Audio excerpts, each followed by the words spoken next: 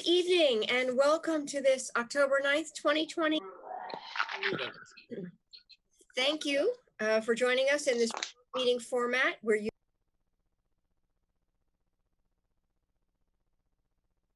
You're muted again.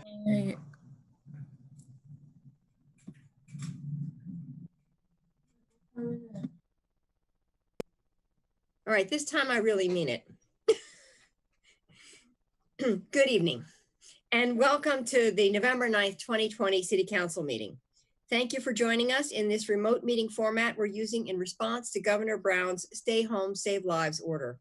This format enables City Council to meet, hear from the community, and take care of business while keeping its members, staff, and the public safe. Following our first couple of items tonight, there will be a public forum. I have a couple of housekeeping announcements, and so let me begin with those. First, anyone wishing to access the meeting can do so by watching the live stream available on our website, the broadcast on Comcast 21, or by following the access instructions listed for this meeting on the public webcast and meeting materials web page. For those who join the meeting via computer, device, or phone, your microphone, webcam, and phone are automatically muted when you enter the meeting as an attendee. If you wish to participate during the public forum of the meeting and haven't already done so, please raise your virtual hand now to join the speaker's queue in one of two ways. For those viewing the meeting on a computer, laptop, or other device, click once on the blue hand icon. For those listening to the meeting on a phone, press *9. We will continue accepting raised hands until 7:35 p.m. The meeting moderator will unraise or disallow any requests to speak that are made after the deadline. When the public forum begins, our meeting moderator will announce 2 speakers at a time. When it is your turn, the moderator will announce your name and unmute your microphone. You will have 2 minutes to speak. And thank you all for your patience as we work our way through the Zoom format, which has now become very familiar to many of us. As always, you have other means to connect with us individually or together via email or voicemail if there is testimony you were not able to provide or wish to get to us in a different manner. And now, I want to begin this meeting. We have a very special guest who will lead us in reciting the Pledge of Allegiance to the flag to commemorate Veterans Day, which we will celebrate on November 11th. Bill Buterbaugh served in the United States Navy for 6 years on board a fast attack nuclear submarine from a port out of San Diego, California. Mr. Buterbaugh retired from the city of Eugene after 30 years and still works part-time at Public Works Maintenance. I know everyone joins me in thanking you for your service. You're very welcome. Very welcome. Thank you. Before we begin the pledge, I want to read an excerpt from a past presidential proclamation. On Veterans Day, America pauses to honor every service member who has ever worn one of our nation's uniforms. Through the generations, their courage and sacrifice have allowed our republic to flourish. And today, a nation acknowledges its profound debt of gratitude to the patriots who have kept it whole. As we pay tribute to our veterans, we are mindful that no ceremony or parade can fully repay that debt. We remember that our obligations endure long after the battle ends, and we make it our mission to give them the respect and care they have earned.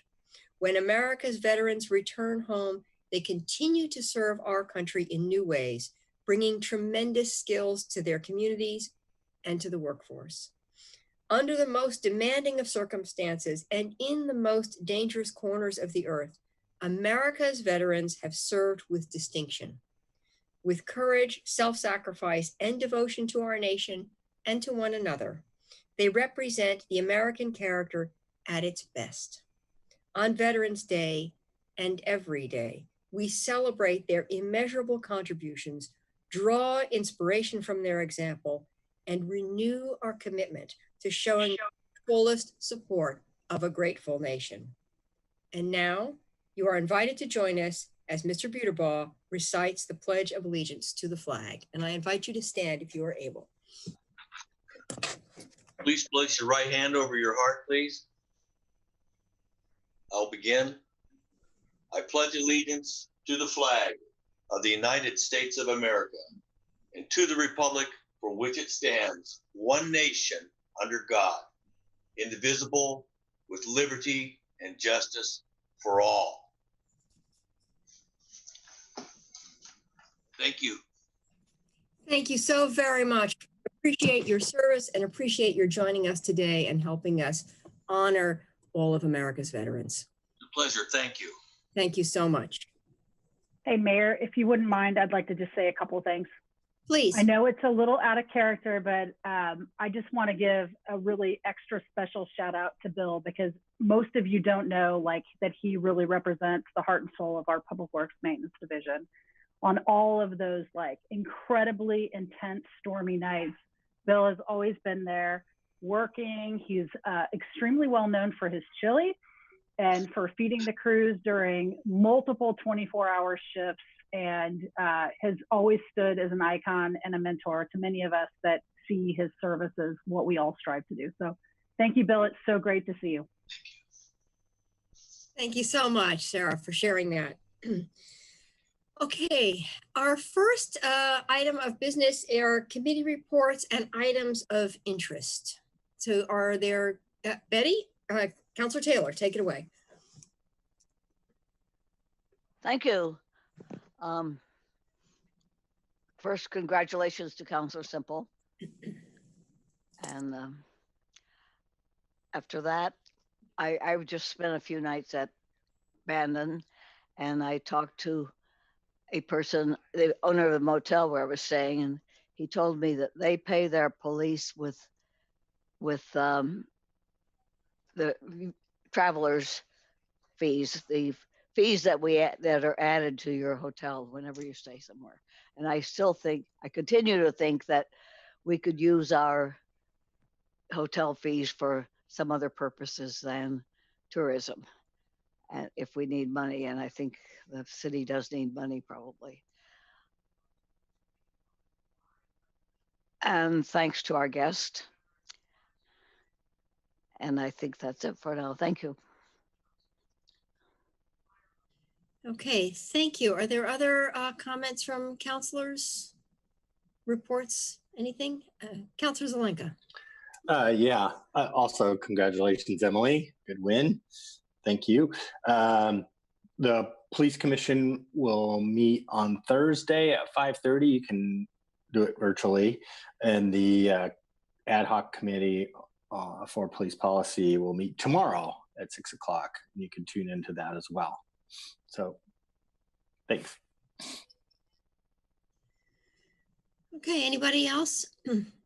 I have two quick things that I just wanted to mention. I sit on two different committees. One is the Metropolitan Policy Commission, which applies for and then oversees the use of federal and state funding for transportation projects, and it's a multi-jurisdictional commission. And they last week, this is the City of Springfield, City of Eugene, LTD, Lane County, Coburg, sitting on that committee, and they last week committed to incorporating explicitly reduction of greenhouse gases among their planning goals as they plan for the next stage of the regional transportation plan. And it doesn't sound like a big deal, but actually it is a big deal. This is a commission that applies for funds, and I think for them to step up collectively and say reducing greenhouse gas emissions specifically is one of our goals as we look at projects, and it was a powerful moment.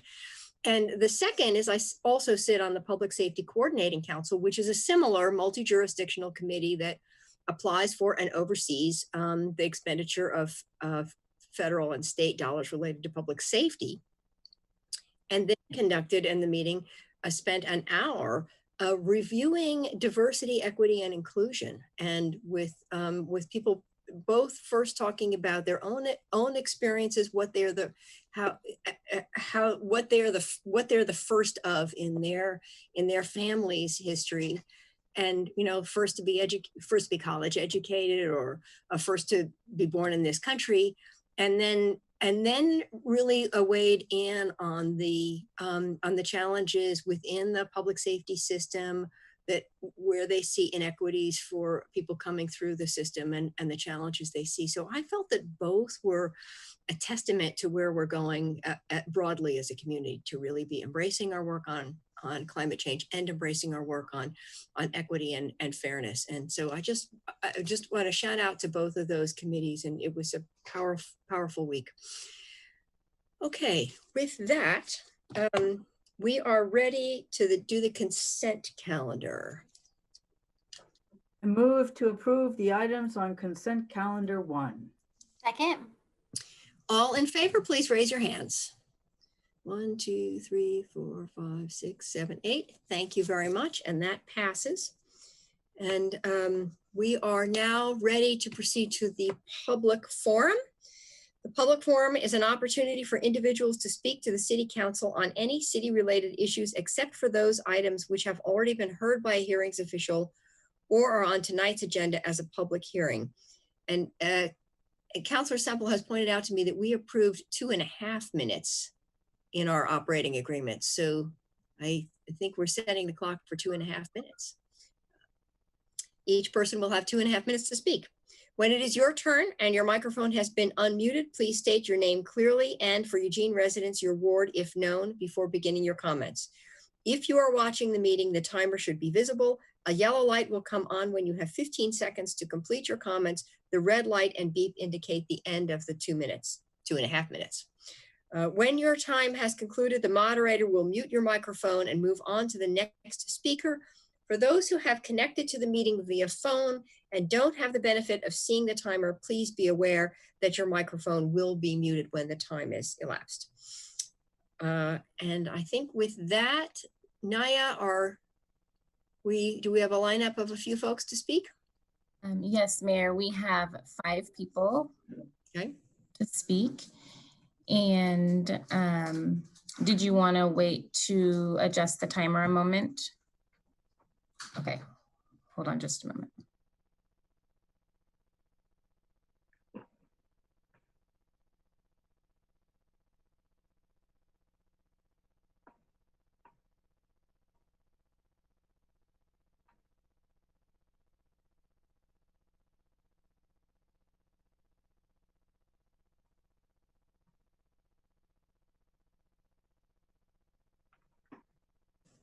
It's easier said than done.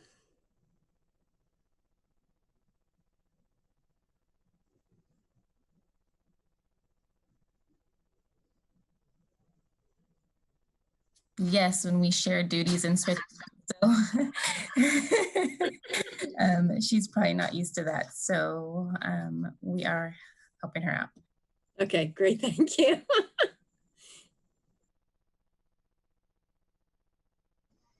Or just set it for 2 and let him go 30 seconds over.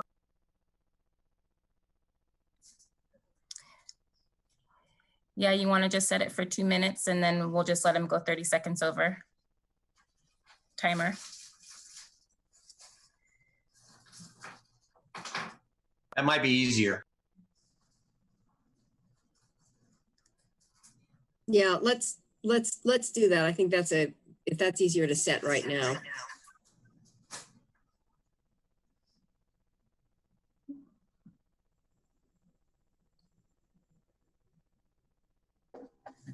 Change is hard. I'm sorry, we'll just have to set it at 3 minutes and then I will Okay. them at 2:30. I apologize. All right, that's all right. Thank you. That works. Okay, so we are going to start with Carl Morgenstern and followed by Keith Butcher.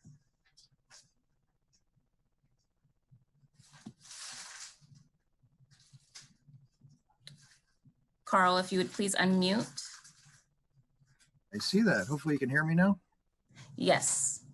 Well, good evening, Mayor Venice and City Council. My name is Carl Morgenstern. I'm with eWeb, and I'm leading the Watershed Recovery Task Force under the Lane County Emergency Operations in response to the impacts of the Holiday Farm Fire.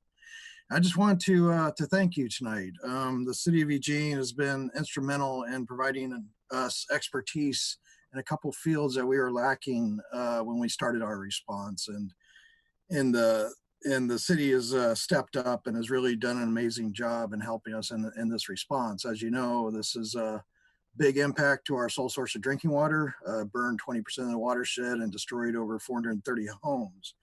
And so initial response was really trying to get erosion control down and do burn assessments.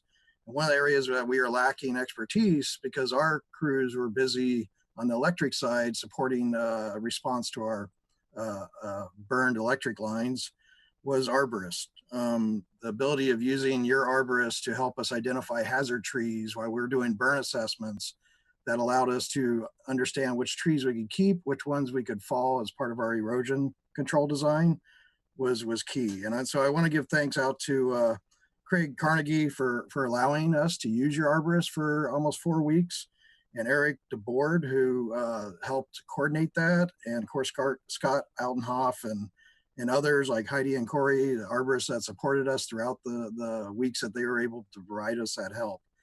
That allowed us to get our arborists back to help us, and we're also using Lane County's arborists now. But much thanks to you for use of those resources. It was really key in us allowing to respond quickly and safely to the incident. The second part of this is use of some of your erosion control experts. Ed Fredette under Matt Rodriguez in the Public Works, I believe, is where he's stationed. Ed stepped up and basically has provided us an amazing resource around designing erosion control, training our Northwest Youth Corps crews to be able to install that erosion control, and helping us design basically 11 different prescriptions that we're using on the fire to prevent toxic ash and debris and other things from getting into our river. So and Ed is still supporting us and is instrumental to our erosion control task force. So without Ed and Eric and Scott and the others, we would really be in a tough way right now. So I just wanted to reach out tonight and thank you for your help and the ability to tap into some of the resources you have, and just say thank you. It's a pleasure working with these folks, and happy to help you if you ever need our help. Thank you. Thank you. Thank you, Carl. Next will be Keith, followed by Dharmika. Hello, this is Keith Butcher from Ward 7. So first of all, congratulations on expanding the Rest Stop program. I was happy to see the additional Conestoga huts going up at Skinner Farm on Friday. Need is great. I asked the city to expand this program and investigate other ways to allow people in need of a safe sanctioned place to camp. However, what the surrounding neighborhood is experiencing due to a shift in the city's enforcement, parking, and camping rules is extremely concerning. Loopholes in these policies are being exploited by a criminal element, some of whom are coming in from outside Eugene. This has resulted in significant safety issues for both housed and unhoused residents of the neighborhood. In June and July, the Parks Department stopped enforcing park regulations on the strips adjacent to 105 between First and Rose Garden. What began as an orderly camp quickly devolved, and the original camp residents were driven out by this criminal element. For more details, there's plenty of news articles for that time period. In early October, the city attorney once again instructed staff to stop enforcement on stretches, and extremely predictably, a similar situation quickly developed. We currently have 73 tents in this section, as well as several RVs and vehicles. Many of them have multiple people staying in them, which means there are well over 100 people that moved this 4 blocks stretch since enforcement stopped. Comparing the police dispatch log data in this area from when the prior policies were in effect in 2019 to the new policies in 2020, see 24% more reports and 30% more arrests. It's a sizable increase in both the frequency and severity of crimes. Just a couple examples. Yesterday morning, I looked out my living room window to see a man beating a woman in one of the tents. I mean, yeah, out my living room window. Fortunately, EPD responded promptly when I called. But then again, this morning, another tent across the street, I see EPT serving a warrant and arresting another man.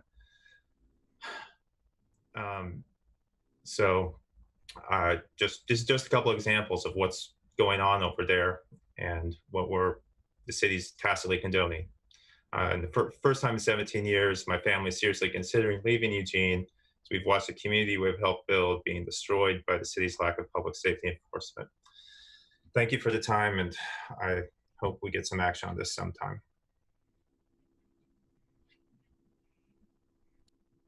Thank you, Keith. Next will be Dharmika, followed by phone ending in 327.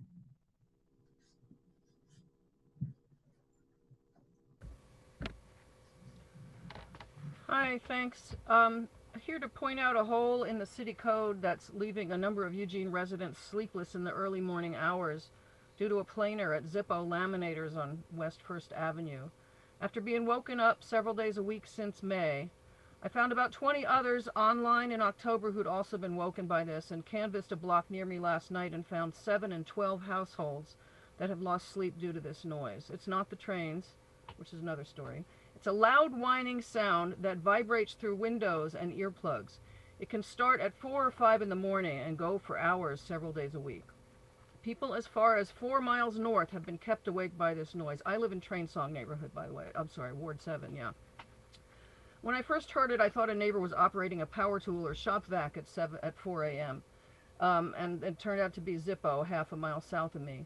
The planer's at the north end of the building and it's partially out in the open, and it reverberates out through the door to the north. I don't understand why Zippo can't operate their planer during the daylight from 7 on. They have their reasons, but some of us would like to sleep. So this sound regularly reaches 60 decibels, often averages between 50 and 55 decibels.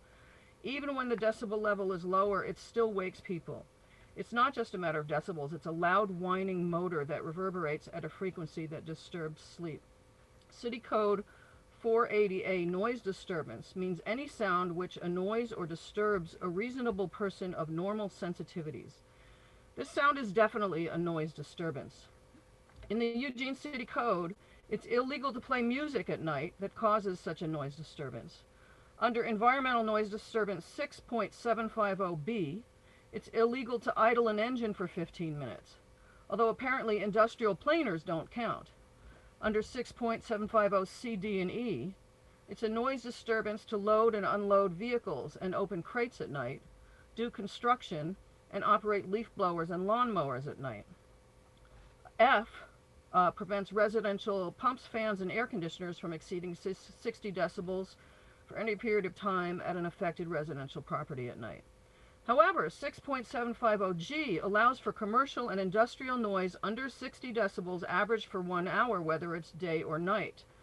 This is too lenient and has been disturbing the sleep of West and North Eugene residents for well over 6 months and will continue if not addressed. Please don't give them an exemption or variance either. Thank you, Dharmika. Your time is up.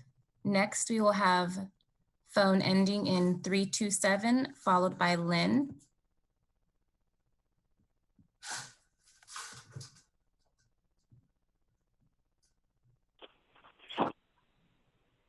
Hello, can you hear me? Yes. Great, thank you. This is William Smith, also known as Rowan from Ward 1. Congratulations, Councilor Semple, and thank you for your commitment to serving the community. And that goes to all of you, including the mayor. Thank you. As you know, I've been visiting these forums and speaking fairly regularly. So I just want to acknowledge now that I and others do appreciate having heard that the Public Works Director has actually met with the city attorney to look and see what is the scope of action allowed by law to the city. And in other words, how much are our hands tied or not? Big money and the telecom industry would certainly like us to think that our hands are tied, I believe, more than they actually are. And it seems to me that the Public Works Director is actively engaged with what the city can do.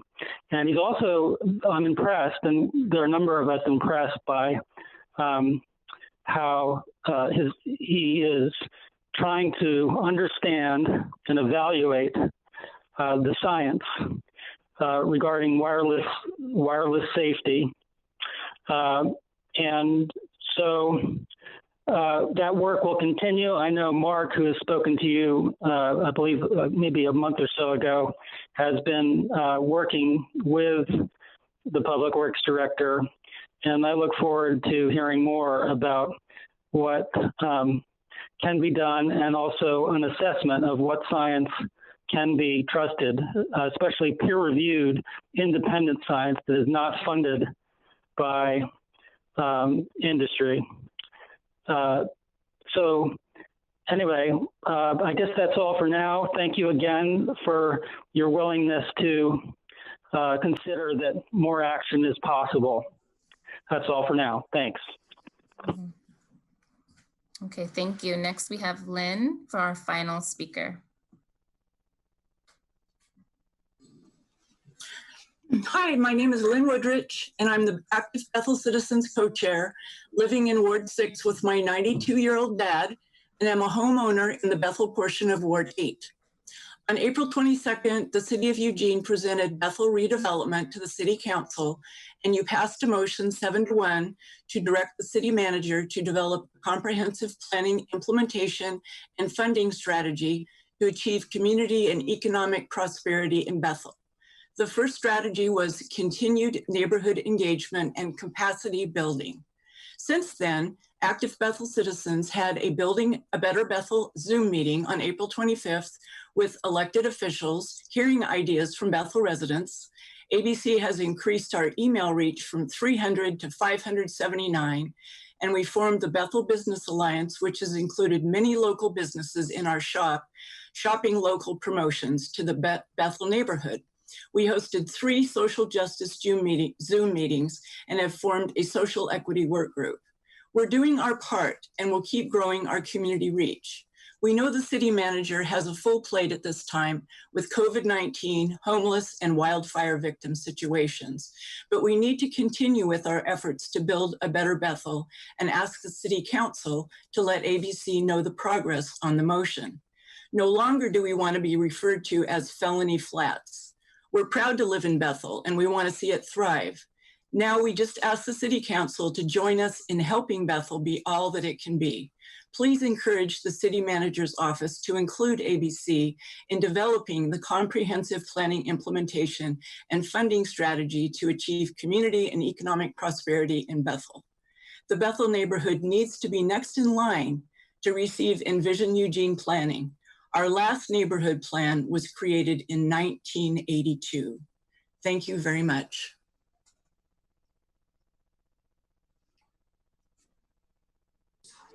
Thank you. And I'm understanding that was our final member of the public to speak? Yes, Mayor, that concludes the public forum. Okay, that's excellent. Thank you very much. And thank you, those of you who came to testify. I have Councilor Sirett and Councilor Clark wanting to make some comments. Thank you, Mayor. Excuse me. Thanks, everyone who came to speak to us. There was a concentration of Ward 7 folks coming today. I really appreciate Mr. Butcher, if I'm pronouncing your name properly. He's sent many emails about the public safety challenges right there along by the Skinner City Park and that part of Whitaker. I know the chief is working on a strategy and there are some loopholes that are being exploited by folks in terms of who owns the property. My understanding it's ODOT property for the most part, and that is creating a barrier to some of our enforcement in terms of our illegal camping ordinance. So it's really difficult to hear the stories that he's sharing and feel like there's nothing I can do, immediately to help. So I do appreciate him raising the alarm and continuing to share information with us. And I'm glad that he is supportive of the rest stops as an alternative for folks to get off the street. On the noise issue from the Zippo log plant, we've gotten some emails about that. I've received them. I can't remember if they've gone to the whole council. So I do plan to chat with the city manager about that and see, if that's something staff can look into or a work session we need to have. It does seem like a big gap in our noise ordinance, that things that you and I might do, you know, at our residence are prohibited, but this, what sounds like a very disruptive noise can happen at any time of day or night and disturb people's sleep. So I do think there's something that we need to do there. And I appreciate Lynn coming to remind us of our commitments to Bethel. You know, I will encourage the city manager to make some progress, some initial steps in terms of the planning on that. So thanks, Lynn, for everything that you've done to build capacity out there with the ABC and the neighborhood association. Okay, Councillor Clark and then Councillor Evans. Thank you, Mayor. I too want to echo Councillor Surratt's thanks to Lynn. She speaks regularly to us, reminding us of our word and our duty to follow through with the things that we've promised to the Bethel community. And I want very much for us to follow through with that as well. I apologize for missing items early at our beginning here. I had some actual work. It was my job that needed to get done, and that kept me late. I'm sorry, I was helping somebody buy a house. So there was an item that I wanted to say to bring up to my colleagues that as a heads up, we have talked many times over the last several years about expanding incentive areas, be they around Muptier or enterprise zones or what have you, out 6th and 7th and 99. And I'm going to put forward a work session poll about moving that work forward more quickly than we have planned. I think there's never been a better time to see if we can do more to see more multifamily housing built along 6th and 7th and 99. There are open properties along that stretch, and as well as the multifamily housing that could be built along there. I think there's economic incentives that we could put in place to see more economic development along that corridor as well. And I think in these times, it's important for us to do that work sooner rather than later. So I'll put forward a poll, and I know that the councilors with that court, whose district wards that that corridor flows through, probably, I remember them saying positive things about that in the past. If they want to join me on that, that would be awesome. So, thank you. Great. And Councillor Evans. Yes, thank you, Mayor. I'm going to echo the same sentiments that Councillor Clark and Councillor Surratt said about Lynn Woodrich. She's the backbone of our community, and we appreciate you coming out and reminding us that Bethel is in the city of Eugene and we do exist. So I really appreciate that. Thank you. Okay, thank you so much. Anybody else with any last minute comments? All right, appreciate everything. Thank you again, those of you who came to testify, and we are adjourned. Have a good night, everyone.